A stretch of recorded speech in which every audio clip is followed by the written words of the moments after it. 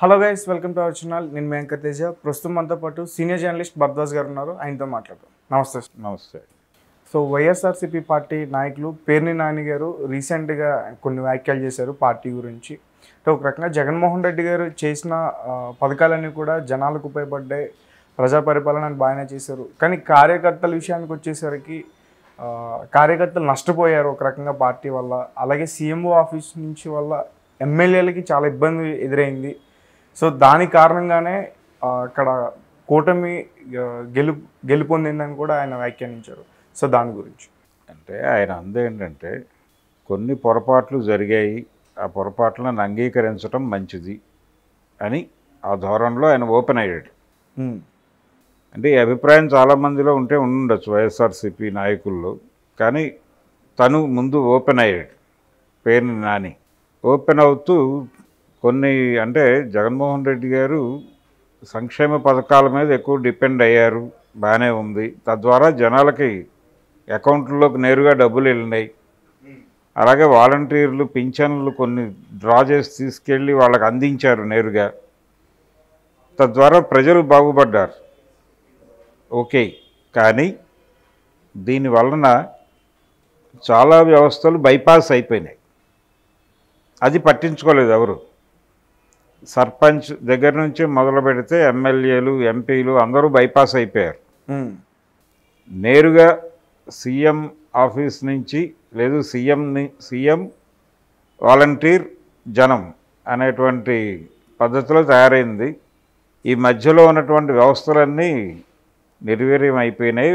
ఒకటి, రాజకీయాల్లో ఉన్నవాళ్ళు తమ ప్రభుత్వం నుంచి ఒక పథకం తాముగా అందించటం ద్వారా తమ ఇమేజ్ని పెంచుకోవడానికి ప్రయత్నం చేస్తారు. ఆ ఇమేజ్ పెంచుకోవటం ద్వారా వాళ్ళకి జనంతో ఒక పర్సనల్ టచ్ ఏర్పడుతుంది. అది ఎన్నికలలో వాళ్ళకి మంచి ఫలితాలు రావడానికి దోహదపడుతుంది. ఎప్పుడైతే జగన్మోహన్ రెడ్డి గారు ఇలా స్ట్రైట్గా వాలంటీరు నేను జనం అనే పరిస్థితికి వచ్చేసాడో, ఎమ్మెల్యేలు, ఎంపీలు వీళ్ళెవరూ ఏమీ చెప్పుకోవడానికి లేకుండా పోయింది. అక్కడ మేము ఇది చేశామని చెప్పుకోవడానికి లేకుండా పోవడంతో, పర్సనల్ టచ్ లేకపోవడంతో వాళ్ళందరూ వీళ్ళకి అనుకూలమైన నిర్ణయాలు తీసుకోవడంలో ఫెయిల్ అయ్యారు. జనం ఇతరేతర ప్రలోభాలకి, ఇతరేతర పుకార్లకి తల వంచి అటువైపు ఓట్లేసే పరిస్థితి వచ్చింది. రెగ్యులర్గా జనంతో టచ్లో ఉండుంటే అందరూ ఎప్పటికప్పుడు వాళ్ళల్లో వస్తున్న మార్పులు మనకు అర్థమయ్యేవి, వాళ్ళని గైడ్ చేసే అవకాశం ఉండేది. ఆ గైడ్ చేయటం అనేది జరగలేదు. రెండోది, ఏదైనా విషయాన్ని చెప్పుకోవడానికి సీఎంఓకి వెడితే అక్కడ ముఖ్యమంత్రి గారి అపాయింట్మెంట్ దొరకదు, ఎమ్మెల్యేలకు కూడా. అలాంటి ఒక విచిత్రమైన వ్యవస్థ నెలకొంది పార్టీలోనూ ప్రభుత్వంలోనూ కూడా. దానివలన ఏదైనా చెప్పడానికి ఇబ్బంది, ఎవరికైనా లోపల విషయాలు బయటకు కన్వే కావటము కష్టమైపోయింది, బయట విషయాలు లోపలికి కన్వే చేయటం అంతకంటే కష్టంగా తయారైంది. దీంతో ఎవరితోనూ ఎవరికి కాంట్రాక్టులు లేకుండా పోయినాయి. తద్వారా ఒక నష్టం అయితే జరిగింది. ప్రజలైతే లబ్ధి పొందారు. ప్రజలకు సంక్షేమ పథకాల నుంచి అద్భుతమైన ఫలాలు అందినాయి, వాళ్ళు హ్యాపీ. కానీ ఓట్లు వేయలేదు. ఓట్లు వేయకపోవడానికి రకరకాల కారణాలు ఉంటాయి. రెగ్యులర్గా వాళ్ళతో టచ్లో ఉండి వాళ్ళని ఆర్గనైజ్ చేసే అవకాశం లేకుండా చేశారు. ఈ లోపాన్ని గుర్తించాలి. ఈ లోపాన్ని గుర్తించగలిగితే వచ్చే ఎన్నికల్లో ఏదైనా ఒక మంచి ఫలితం సాధించే ఛాన్స్ ఉంటుంది అని ఆయన తమ పార్టీ అధినాయకుడికి కొన్ని సూచనలు చేసే ప్రయత్నం చేశాడు. దీని మీద అధినాయకుడు ఎలా రియాక్ట్ అవుతాడో చూడాలి. నిజానికి అసెంబ్లీకి రాను వెళ్ళను అనటం కూడా ఇబ్బందికరమే. ఆ రోజున స్పీకర్ ఎన్నిక దాకా ఆయన సభలో ఉండకపోవడము తప్పే. ఆయన సభలో ఉండాలి. స్పీకర్ ఎన్నిక సందర్భంగా తాను ఉండాలి. తాను ఉండి అంటే ప్రధాన ప్రతిపక్షంగా నన్ను గుర్తించండి అని అడిగేటప్పుడు ప్రధాన ప్రతిపక్ష నాయకుడిగా నువ్వేం చేయాలో అది చేయాలిగా. ముందు నువ్వు ప్రాక్టీస్లో ఉండి డిమాండ్ చేయి. మీరు ఇస్తే నేను చేస్తానంటే ఎలా కుదురుతుంది? నువ్వు చేస్తుంటే వాళ్ళు ఇస్తారేమో. ఇవ్వాలని రూల్ లేదు కదా. నువ్వు అడుగుతున్నావు, అక్రమంగానే అడుగుతున్నావు. కానీ నువ్వు ప్రాక్టీస్లో ఉంటే వాళ్ళు ఏదైనా చేస్తారేమో. నువ్వు ప్రాక్టీస్ వదిలేసి, బ్యాట్ వదిలేసి, పిచ్ వదిలేసి వెళ్ళిపోయి అక్కడ కూర్చుంటాను గ్రీన్ రూమ్లో అంటే ఎలా కుదురుతుంది? గేమ్ నడవాలి కదా. నీ వంతు ఆట నువ్వు ఆడాలి కదా. నువ్వు ఆట మీద విరక్తితో పిచ్చి వదిలేసి వెళ్ళిపోతే ఎలాగా? ఈ పద్ధతిలో ఈ అభిప్రాయం చాలామందిలో ఉంది. అయితే బయటకు మాట్లాడటానికి కొంచెం సఫికేటివ్గా ఫీల్ అవుతున్నారు. తను ఓపెన్ అయ్యాడు. పేర్ని నాని కొంతమేరకు ఓపెన్ అయ్యాడు. పర్టికులర్గా ఆయన ఎలిగేషన్ ఏంటంటే జనాలను వదిలేసి సాము చేసాం, మనం కత్తిని వదిలేసి సాము చేసినట్టు ఇక్కడ జనాన్ని వదిలిపెట్టేసి సాము చేసాం, అందువలన ఇలాంటి ఫలితాలు వచ్చినాయి మనకి అనేది ఆయన ఫీల్ అయింది. ఇప్పటికైనా సరే జనంలోకి వెళ్ళి జరిగిన తప్పిది, మేము కొంత అనవగాహనకి గురై మీకు డబ్బులు వేస్తున్నాం కదా అని ఒకటే అనుకున్నాం తప్ప పర్సనల్గా రోజువారీ మిమ్మల్ని కలిసి మీ సమస్యల్ని మేము పట్టించుకొని ఉండాల్సింది అది చేయలేకపోయాం. మీ సమస్యలు మాకు తెలిసినా మేము చెప్పుకోవడానికి అక్కడ మార్గం లేకపోయింది.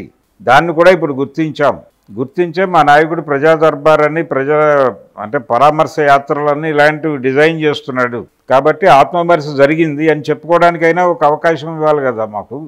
ఇదేదీ లేకుండా వన్ మ్యాన్ షో లాగా ఇలాంటి ఫలితాలే వస్తాయి. పొలిటికల్గా ప్రతి నాయకుడికి యాస్పిరేషన్స్ ఉంటాయి. మీకు ఎలాగైతే యాస్పిరేషన్స్ ఉన్నాయో మీ పార్టీలో ఉన్న ప్రతి కార్యకర్తకి యాస్పిరేషన్ ఉంటుంది. దాన్ని గుర్తించండి. వాళ్ళ ఎదుగుదలకి ఉపయోగపడాలి మీరు, తద్వారా మీ ఎదుగుదలకి వాళ్ళు ఉపయోగపడతారు. పనిచేసేవాడికి ఒక టార్గెట్ ఉంటుంది. వైఎస్ రాజశేఖర రెడ్డి గారు 78లో ఎమ్మెల్యే అయ్యాడు.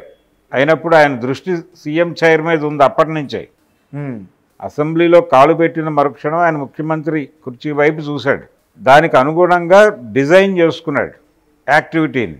ప్రతి జిల్లాలోనూ మనం ఒక మాట చెప్తే స్పందించే వాళ్ళు 2 ఉండాలి అనుకున్నాడు, కనీసం ఒకళ్ళు. అట్లా ఒక్కొక్కళ్ళని పరిచయం చేసుకుంటూ తన పరిధి పెంచుకుంటూ వెళ్ళాడు ఆయన. అంటే ఈ రిలేషన్స్ అనేవి ఎంత ఉపయోగపడతాయి ఒక నాయకుడు ఎదుగుదలకి అనేది అక్కడి నుంచి అర్థం చేసుకోవాల్సి ఉంటుంది ఎవరైనా, జగన్మోహన్ రెడ్డి అయినా ఎవరైనా. కాబట్టి క్యాడర్కి తగిన ప్రాధాన్యత ఇవ్వాలి, వాళ్ళకి పొలిటికల్గా వాళ్ళు లబ్ధి పొందేలాగా ఉండాలి.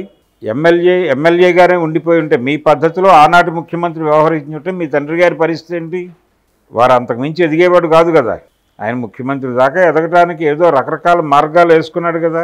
అవి వేసుకోవటానికి దోహదపడింది ఏంటి? ఆయన పర్సనల్ ఇమేజ్ పెరగటానికి ఒక అవకాశం ఉంది, అక్కడ ఎదిగాడు ఆయన. మీరు అసలు ఎవరిని ఎదగటానికి అవకాశం ఇవ్వకపోతే ఎలాగా? ప్రమాదం కదా, అది మీ పార్టీకే ప్రమాదం కదా. అదే జరిగింది. దాన్నే పేర్ని నాని గారు తన ఆవేదన రూపంలో ప్రపంచం ముందు పెట్టాడు. ఈయన ఓపెన్ అయ్యాడు. ఇంకా ఎవరెవరు ఓపెన్ అవుతారో చూడాలి నెమ్మదిగా. ఇప్పటికైనా నాయకుడు దీన్ని పాజిటివ్గా తీసుకుని పేర్ని నాని మీద ఏదో క్రమశిక్షణా చర్యలు తీసుకోవడం కాకుండా ఇతను మాట్లాడిన దానిలో కొంత వాస్తవం ఉంది అనేదాన్ని యాక్సెప్ట్ చేసి ప్రజలు మాకు గుణపాఠం నేర్పడం కోసమే 11కి కుదించారు కాబట్టి ఆ గుణపాఠాన్ని తీసుకున్నాం మేము. గుణపాఠం నేర్పారు తమ బిడ్డకి అనే విషయం బిడ్డ గుర్తించాడు. బిడ్డ మారతాడు, బిడ్డ మారాలనుకుంటున్నాడు, మార్పు కోసం పోరాటం చేస్తున్నాడు. మీ బిడ్డను ఆశీర్వదించండి, మీకు అనుకూలంగా మార్చుకోండి, వచ్చే ఎన్నికల్లో గెలిపించండి. మీ బిడ్డ మారిన పరిపాలన ఎలా ఉంటుందో మీకు రుచి చూపిస్తాడు. ఇది కదా మాట్లాడాల్సింది. ఇప్పటికీ నేను మేట నొక్కాను, మీరు ఓటు వేయలేదు అని మాట్లాడితే జనం కంగారు పడి కన్ఫ్యూజ్ అయిపోయి పక్కకి నెట్టేస్తారు.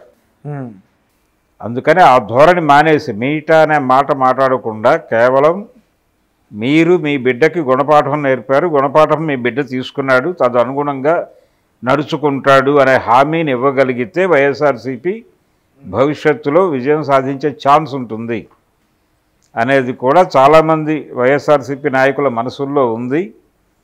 దీనికి ఒక అవుట్లెట్ మొదటిసారి ఒక వ్యక్తి ఓపెన్ అయ్యాడు, ఒక మాజీ మంత్రి. చాలా ప్రాధాన్యత ఉన్నటువంటి యాక్టివిటీ చేశాడు ఆయన ప్రభుత్వంలో ఉండగా. పవన్ కళ్యాణ్ నోరు తెరిచిన ప్రతిసారి తనే విరుచుకుపడ్డాడు పవన్ కళ్యాణ్ని కట్టడి చేయటానికి. అటువంటి పేర్ని నాని గారు ఈరోజు తమ పార్టీ అధినాయకుడి గురించి ఆయన మాట్లాడకూడదు అనుకుంటేనే మాట్లాడేశాడు.